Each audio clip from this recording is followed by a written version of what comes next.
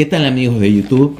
Hoy vengo a hablar sobre un video que subió recientemente Alvinch. Para quien no lo conoce, Alvinch es un conocido youtuber colombiano que trata sobre temas de música. Le voy a dejar el video en la descripción para que lo vayan a ver.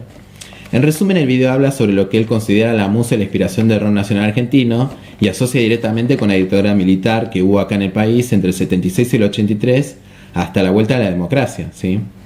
El punto es que a mí me parece que es muy arriesgado monopolizar la musa o la inspiración de rock acá en el país en ese hecho histórico puntual. Sobre todo porque el rock acá tiene una historia bastante amplia y una gran variedad. Y además se puede dividir en etapas diferenciadas entre sí. Ojo, sí es cierto que esa dictadura inspiró a los artistas más que nada de esa época en particular, ¿sí? Que fue la del movimiento hippie nacional, y cuyo origen se asocia con la canción La Balsa de 1967 de la banda Los Gatos, encabezada por Lito Nebbia.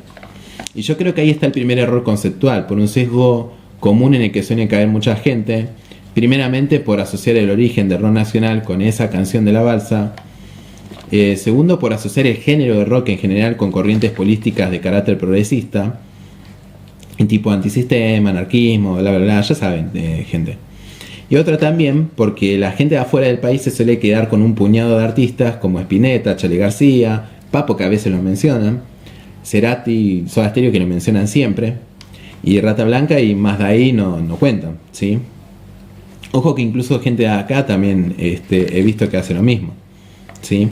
Pero en realidad el rock acá nació mucho antes, por los 50 y 60, con la ola el boom de la primera ola del rock, el rock más clásico de Elvis, de Bill Haley, de Chuck Berry, que acá vino siendo representado por artistas como Billy Cafaro, Violeta Rivas, Johnny Tedesco, Sandro y los del Fuego, y principalmente el precursor, el pionero de todo acá, que fue Eddie Pequenino, que creó el primer tema de rock original autóctono, que fue Rock y Leche, ¿sí? O sea, acá fueron pioneros en hacer rock en español. Igual, generalmente mucho de lo que había eran covers en inglés y en español, de las bandas de afuera, de los músicos, de los artistas de afuera, ¿sí? Pero sí se había desarrollado un poco lo que fue, la creación, la generación de material autóctono nacional argentino en español. Y obviamente con la misma... con el mismo estilo, digamos, eran orquestas, gente de traje, que no tenía mucho que ver con lo que nosotros vemos posteriormente, más cerca de estos años, de cómo se ve el rock. No tenía nada que ver, era el rock más clásico, ¿sí? Y principalmente esto se dio por dos motivos. Primero, porque la sociedad de aquel entonces tenía un carácter más nacionalista y necesitaban hacerse un lugar entre los géneros más populares como el folclore y el tango. Y segundo, porque había políticas proteccionistas, obviamente son de carácter nacionalista, que restringían un poco lo que era la música de afuera por considerarla extranjerizante, ¿sí? O sea, se le daba más prioridad al autóctono, ¿sí? Ahora, con el tiempo, estos artistas se volvieron bastante más populares y se inclinaron a la escena pop. Y sus canciones, como pueden ver ustedes, a lo mejor buscando un poco de YouTube, no tenían mucho contenido de compromiso social, ni tampoco mucha profundidad ni complejidad lírica, ¿sí? Como pasa ahora a lo mejor con el reggaetón y afines. Y además también con el tiempo se ligó esta forma del rock, ¿sí? Con las generaciones más mayores. Estoy hablando, si esto pasó entre 50 y 60, ya para finales del 60 y los 70, los que escuchaban ese estilo de rock, ¿sí? Eran gente que ya era más adulta y no se veía a la juventud muy representada en esas bandas, ¿sí? Por lo que eso dio lugar, Beatlemanía de por medio, a que surgiera también la contracultura acá, ¿sí? Que pretendía romper esos moldes tradicionales. Y esa etapa estuvo más bien inspirada en las invasiones de bandas uruguayas y en el rock mexicano. Tiempo después vino la dictadura, ¿sí?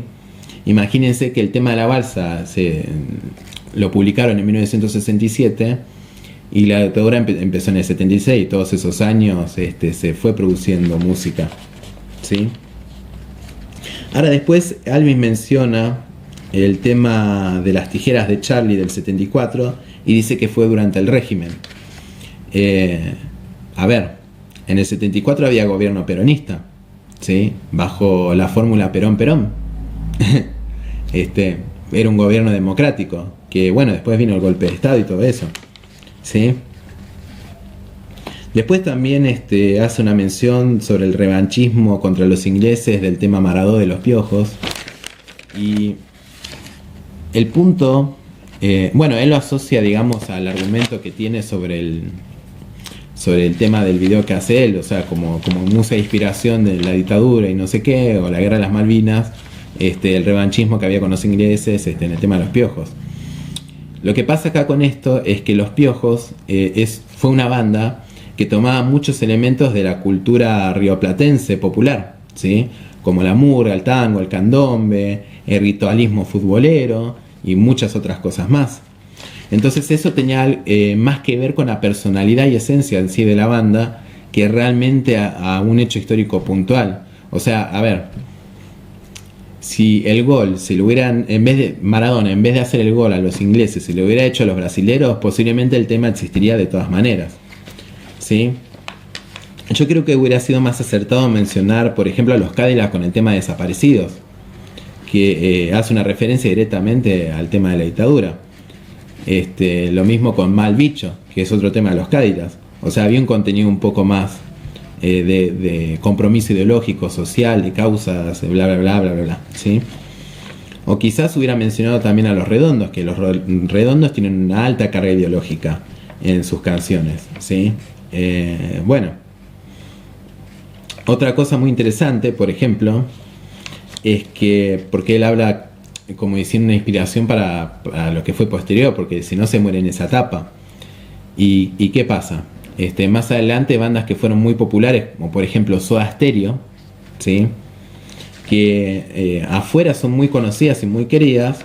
Acá está bien que había muchos fans de Soda Stereo, pero también había mucha crítica, muchos haters, ¿sí? Que venían de otras facciones del rock, porque criticaban la falta de compromiso social de la lírica, que eran pobres en contenido, que eran letras que ellos veían más como pop burgués, más que como rock. No se veía como muy transgresor, se veía como lo que se dice siempre, que es comercial. O sea, un rock muy comercial, muy popero, para vender a las clases más acomodadas y todo eso, ¿sí? Rock hueco, si quieren, ¿viste? Es como más o menos se lo tomaban en aquellas épocas, ¿sí? Y así fue un poco entre los 90 y a principios de los 2000, ¿sí? Aparte de esas bandas que mencioné, que también mencionó Alvin, como Los Piojos, ¿sí? También crecían en popularidad y como referentes y exponentes de rock otras bandas como Divididos, Las Pelotas, Flema, Babasónicos, Viejas Locas, La 25, Callejeros, Ratones Paranoicos y por ejemplo La Renga. Y acá me voy a parar para hacer mención de lo que a mí me parece que expresa bastante más el espíritu del rock de aquella época, con un tema archifamoso que pasaban en todas las radios, que es el tema del rebelde, de La Renga, que básicamente trata de alguien que no le convence, no le importa ningún tipo de política y que hace la contra por hacerla, ¿sí? O sea, es un contrera, es alguien que... un rebelde, porque de eso se trata el tema, ¿no? Y acá este es el punto más interesante, ¿sí? Porque estamos hablando de la inspiración del rock, ¿sí? Porque si bien es cierto que hubo algunas canciones o bandas que se inspiraban en la dictadura, o en ideas progresistas, que hoy llamamos progres, o de izquierda, etcétera, ¿sí? La verdad que a nivel más masivo, la mayoría de las bandas hablaban más sobre cosas como, qué sé yo, la joda, la vida cotidiana del rolinga, ¿sí? Las sustancias, las minas, que es por eso que muchos recordamos esa época como épocas doradas, porque eran épocas más de joda, de fraternidad, etcétera, digamos. O sea, trataban muchas de esas cosas.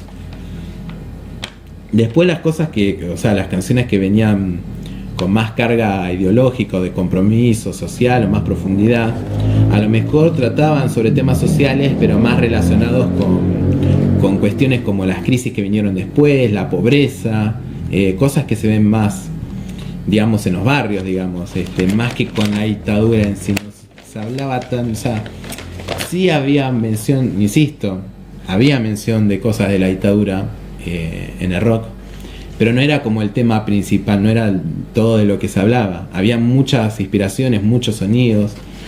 Por eso me parece que se queda corta ahí en ese sentido, ¿sí?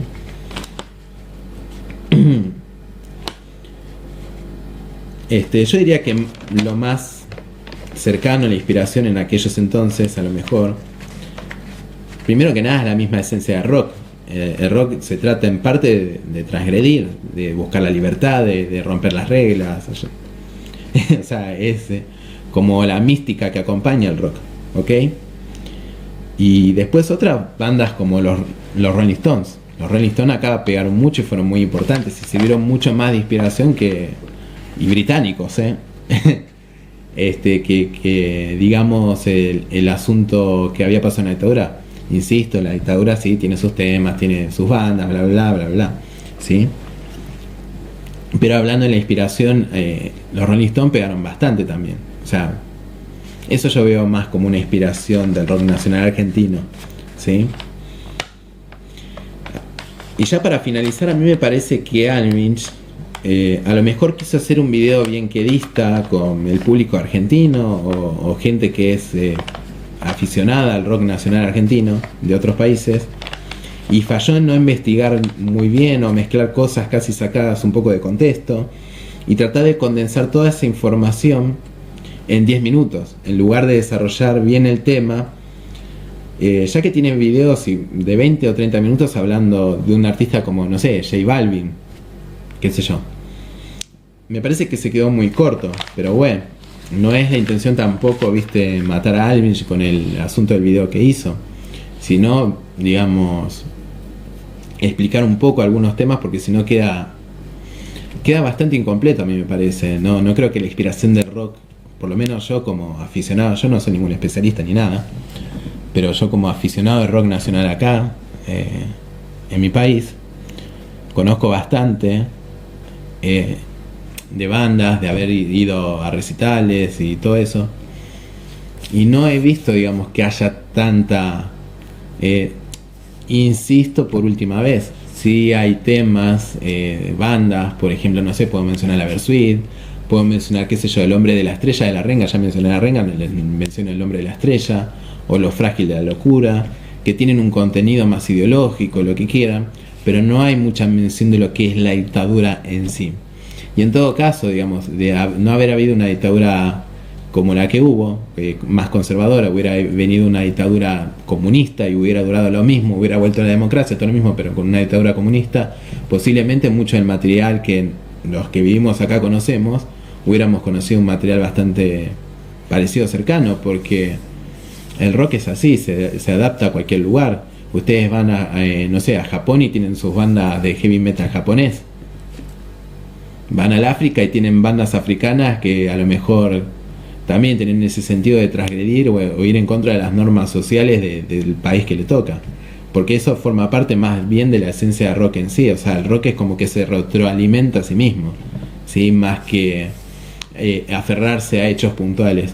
Lo mismo con el tema que había mencionado antes sobre asociar el rock con directamente, o sea, digamos, ligarlo directamente con las corrientes de ideas progresistas, ¿sí?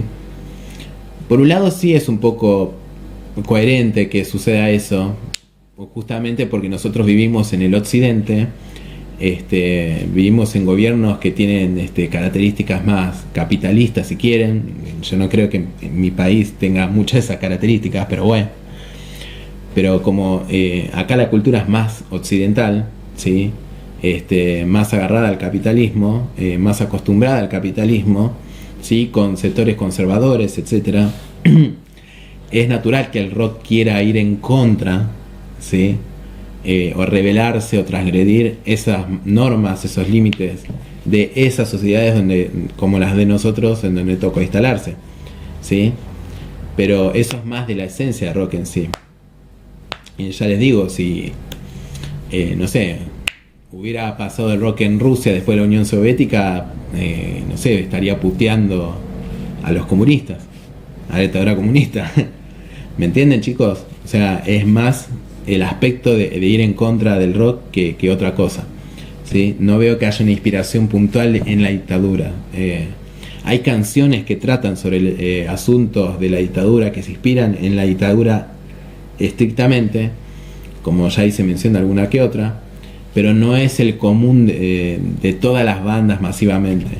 Muchas de las bandas, más que nada al principio de los 2000, estaban más inspiradas en los Rolling Stones. Ustedes, no sé, si tienen si son de otro país, si tienen algún amigo argentino que haya vivido un poco en esa época, les pueden nombrar bandas como, no sé, Sexto Sentido, La 25, Viejas Locas, Intoxicados, todas las bandas que nosotros le decimos rolingas, digamos, bandas de rock nacional, de rock de barrio.